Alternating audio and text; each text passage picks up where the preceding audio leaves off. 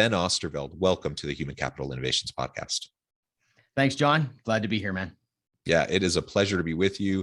You're joining us from Vancouver, Canada. I'm south of Salt Lake City in Utah. And, we're going to have a really nice conversation today. We have different backgrounds, but I think we're going to converge in the really important topic of goals, how we establish goals, and really authentic versus adopted goals, how we go about testing those goals, ultimately to drive success in life, success in our teams, success in organizations, in our relationships, whatever, right? We talk about goals all the time. I think very few people are actually very good at setting and keeping and achieving goals. So we're going to unpack all that and try to figure out how we can do all of this better as leaders, individually, for our teams, etc.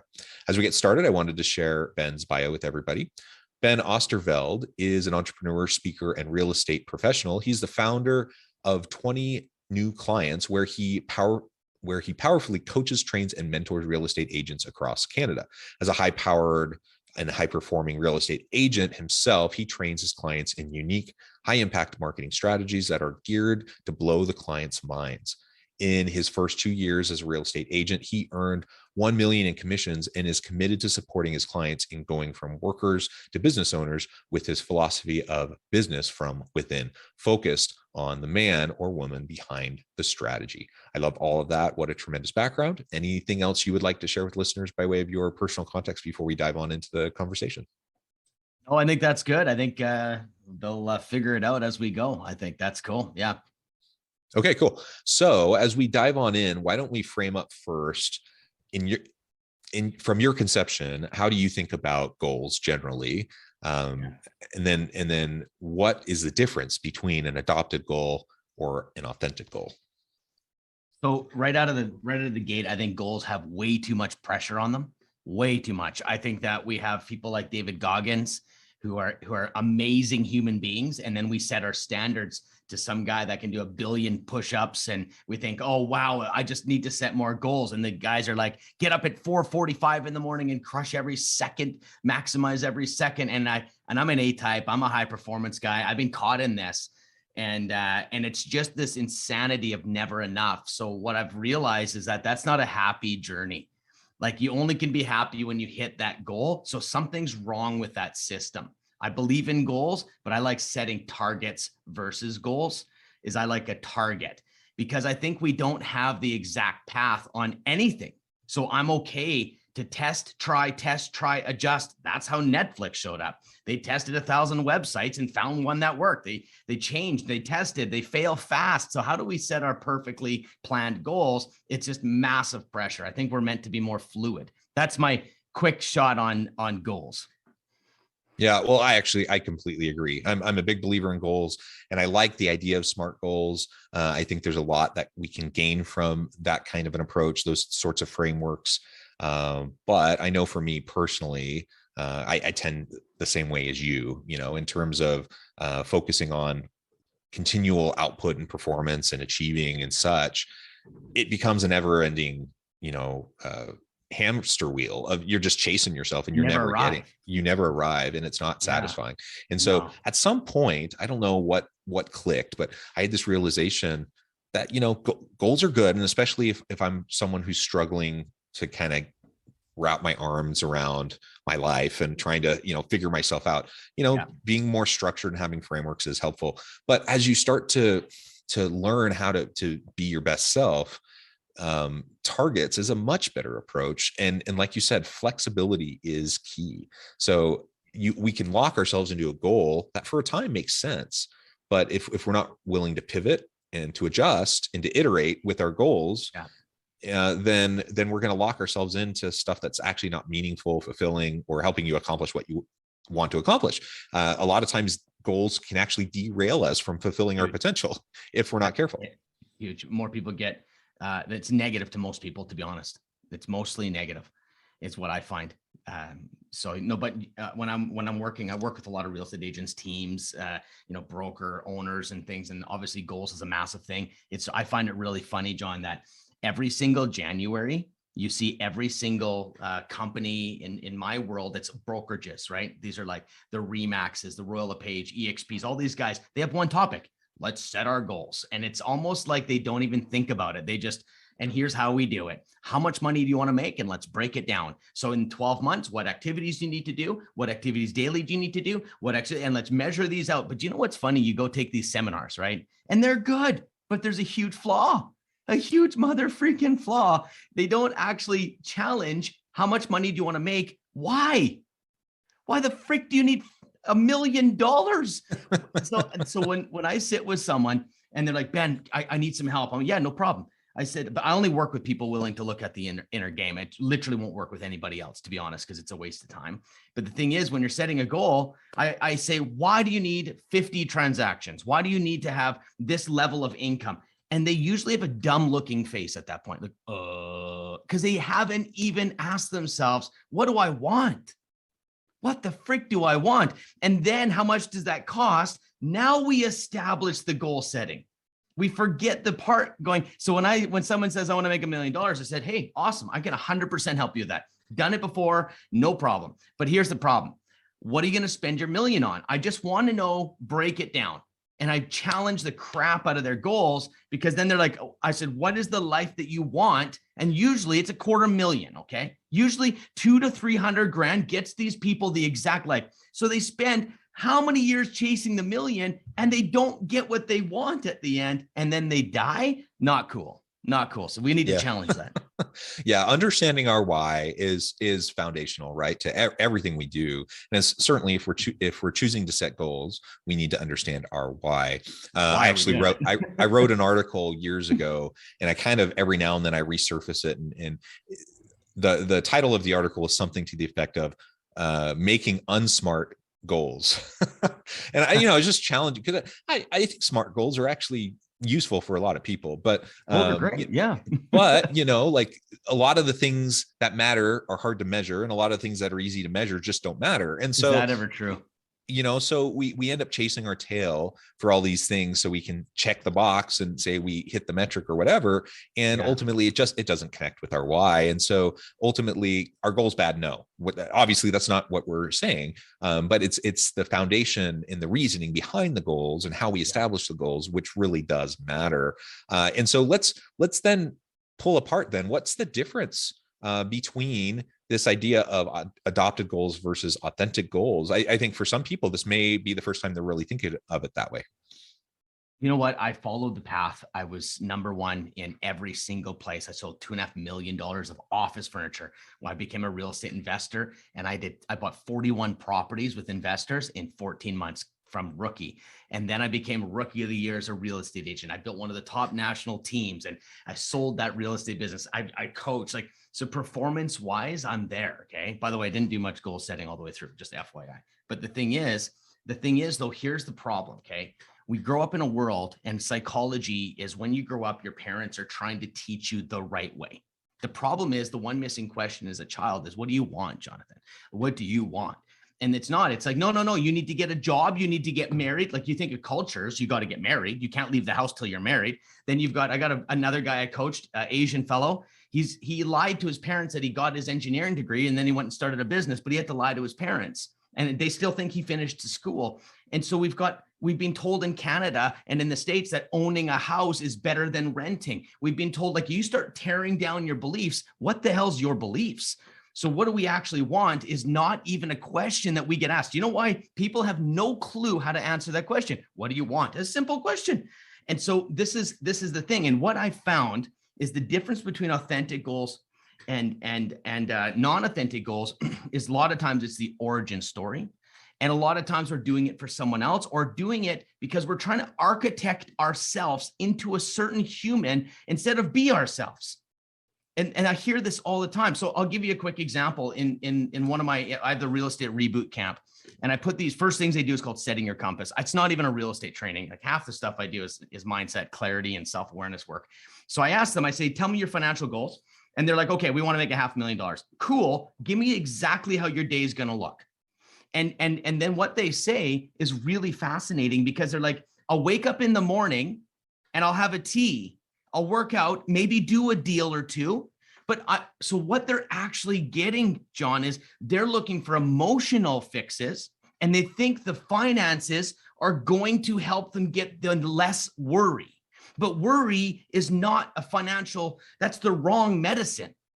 That's an inner game. That's called self-acceptance. That's called being in line with who you are, speaking your mind, not being a perfectionist, not being like all these other things need to be worked out. So the unauthentic goal is where you think you want to be according to something you've been told. The authentic goal is usually emotional. What we're actually looking for, John, is to be loved. Like if you actually break it right down, and that's something I realized when my wife said, I'm divorcing you. I made more money that year than I ever had. I sat down, I came home, and my wife sits me down and says, I'm done. I'm like, what do you mean you're done? I'm a good guy. I've been buying you flowers, taking you on trips. I pay for a beautiful home and a life. They're like, and all of these things, I did my job as a man to provide, and I did all these things. I'm doing well. And she goes, that's not what I wanted. And that was the day I realized, holy shit, I won the game so many years ago, but I was still playing as if it was overtime because I wasn't clear. I was chasing different goals to fix my emotional problems, which was insecurity. I couldn't like myself unless I'm number one, like all of my own internal things, perfectionism, all these different things that were haunting me as a human. I was trying to fix that and making it really admirable that I was doing it for my family. So that was the day things changed. My wife and I are very happily married now, but I made some serious changes and realized that my financial goals are not there to fix my emotional goals. And I think we need to start separating those things. Yeah, I appreciate you sharing that. And I think we've all had those types of experiences where we find ourselves, we're so wrapped up in the moment, so wrapped up in just the trajectory that we're on, that we fail to see the drift away from what actually matters most. And to your point a few minutes ago, how many people just don't even know how to ask themselves that question or how to really self-reflect on what matters to me, what's important to me, and why? What's my why? Why do I want to do these things? What do I want to accomplish? What's the why behind it? I think so many people are just not used to that kind of self-inner work. They're not used to that kind of self-reflection. And because of that, they're even a little bit fearful of asking the question because they know the answer. They know that what they're doing doesn't actually fit with what they need or what they want and what they are told is important in society or in their family or whatever.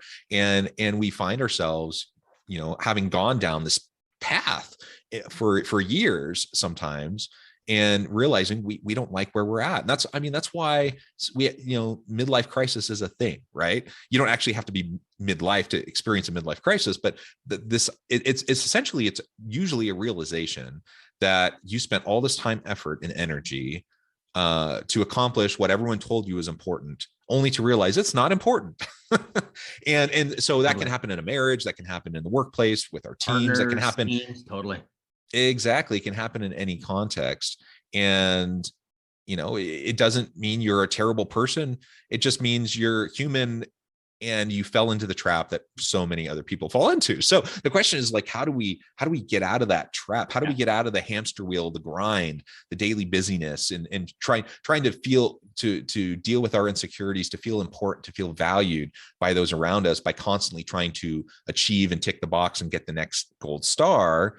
There's nothing wrong with that. There's nothing wrong with achieving. But if we're achieving just so other people will look at us and say, oh, you're special, then, we're probably missing the boat. So how do we start to take a step back so we can recognize and realize what our actual authentic goals are? We're not just adopting, the keep up with the Joneses. What does society tell us? What does our family tell us? What are these ingrained norms that say this is a good life, you do these things? For some people, yes, but for other people, no. Those things aren't going to actually bring fulfillment, meaning, and purpose to your life. How do we do that? How do we help people break out of that? I think it's an emotional conversation. And I think one of the biggest tragedies in this world and self-sabotages that hurt teams and retention and all these things is that we don't understand how to feel bad. Okay. So this is emotional intelligence. When you feel bad, you avoid it. You run away from it. If you're angry, you're told as a kid, don't be angry. When you're sad, stop crying. We are so fucked up when it comes to the emotional intelligence on who we are. Wait, I'm not allowed to effing cry as a child? No, it's okay. I blew on your knee that you scraped. You're fine now. Be strong. This message is so deeply ingrained that we're not allowed to feel sad, feel depressed, feel angry. I think our emotional intelligence is all around happiness. And so what we do is we try to make decisions. And the thing is, if it's going to make us feel bad, then we don't do it. And these are major problems. So emotional intelligence has to be number one. The next thing is test your goals. I'll give you one after this as well. So a guy named Coke and I coached. His dream when he started with me goes, this is crazy. I'm sure you hear it with the executives that you speak to and stuff too. So I want to live 6 months of the year in a different country and all this. I don't even know if that's even your goals. It's like, that's what they want. They have this idea and it sounds amazing. And I asked him, I said, okay, cool. My coaching says, how are you going to do it this second? At 1% of this dream that you have.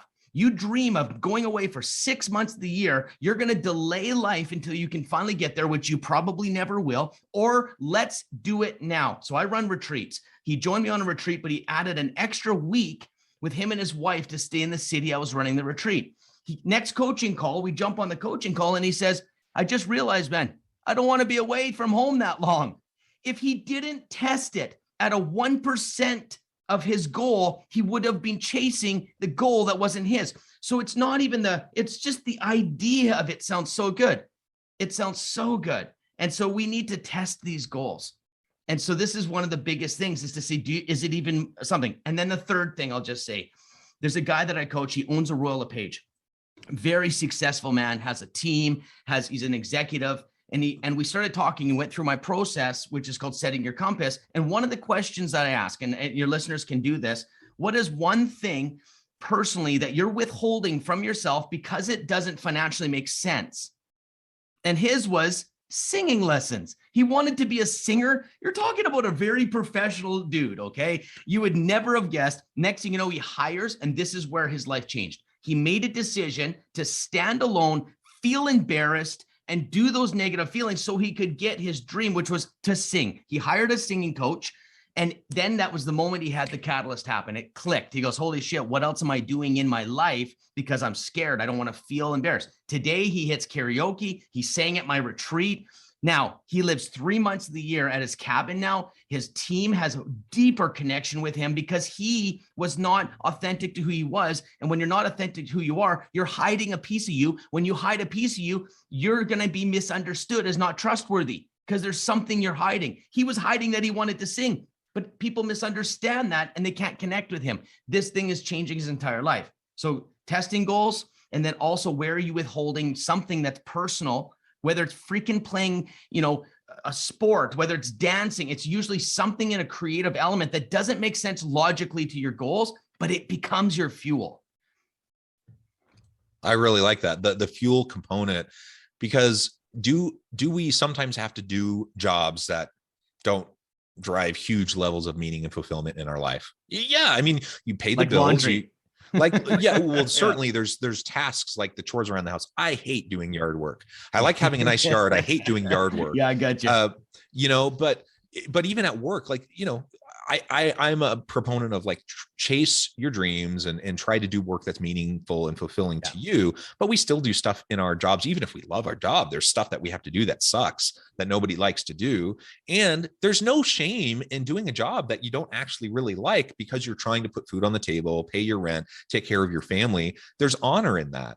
And sometimes we're not in a life situation where we can chase a dream. And so I can honor that and I can recognize that as well. It's not about all of that though. What you said, chasing your fuel, getting the fuel to drive you. I may not find huge amounts of meaning and purpose and fulfillment in my job.